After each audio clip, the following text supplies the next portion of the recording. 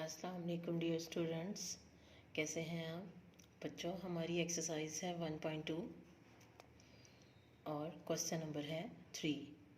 If n is equal to set of natural numbers and w is equal to set of whole numbers, then find n union w and n intersection w। अगर हमारे पास n natural numbers का set है और w हमारे पास whole numbers का set है, तो हमने यूनियन और इंटरसेक्शन फाइंड करना है। ये देखिए बच्चों, हमारे पास n set of natural numbers है। ये हमारे पास डिस्क्रिप्टिव फॉर्म में है। हम सबसे पहले इसको टेबुलर फॉर्म में लिखेंगे 1 2 3 एंड सो ऑन। इसी तरह होल नंबर्स का सेट हमारे पास जो है वो डिस्क्रिप्टिव फॉर्म में है, उसको हमने टेबुलर फॉर्म में लिखा। अब हम इन दोनों सेट्स का यूनियन लेंगे। सेट नेचुरल नंबर्स का सेट हमारे पास क्या है, 1 2 3 and so on, union 0 1 2 3 and so on। अब यूनियन में हम इन दोनों सेट्स को कंबाइन करके लिख देंगे 0 1 2 3 and so on। इस तरह हमने n यूनियन w मालूम कर लिया। अब हमने मालूम करना है n इंटरसेक्शन w। हमने मालूम किया n intersection w, natural numbers intersection whole numbers. जब इन दोनों का इंटरसेक्शन लिया तो इन दोनों में कॉमन एलिमेंट्स ज़ीरो निकाल के बाकी सारे नंबर्स जो हैं वो कॉमन एलिमेंट्स हैं। तो हमारे पास ये आ गया 1 2 3 and so on, n intersection w।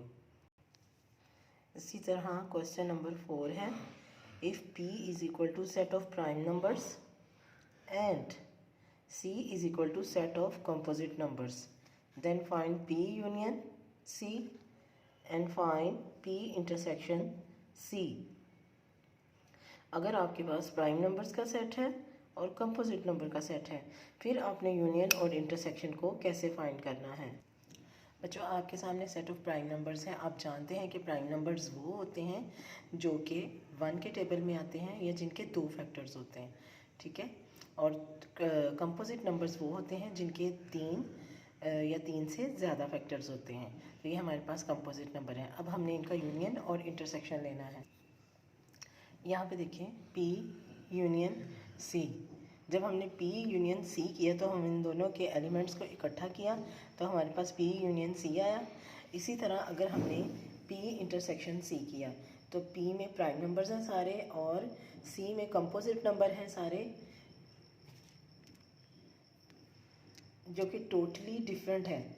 तो इसलिए इन दोनों का इंटरसेक्शन क्या आया है, खाली सेट, एम्प्टी सेट। अब हमारे सामने है question number 5। a is equal to a c d f, b is equal to b c f g and c is equal to c f g h। Then find, आपने find करना है a union b union c and a intersection b intersection c। ये देखो बच्चे, आपके सामने question है। a union b union c, हमने सेट इसी तरतीब से लिखा, सेट ए लिखा, देन हमने यूनियन लिखा, उसके बाद ब्रैकेट है, उसके बाद हमने सेट बी लिखा, फिर यूनियन और फिर सेट सी लिखा। अब हमने बी और यूनियन सी फाइंड करना है। हम सेट ए को इसी तरह लिखेंगे, A C D and F and union. हमने इन दोनों सेट्स का यूनियन लिया है। ये हमारे पास आ जाएगा B C F G and H. जब हम इन दोनों सेट्स का यूनियन लेंगे तो हमारे पास आ जाएगा A B C D F G and H. हमने इनको इकट्ठा कर दिया।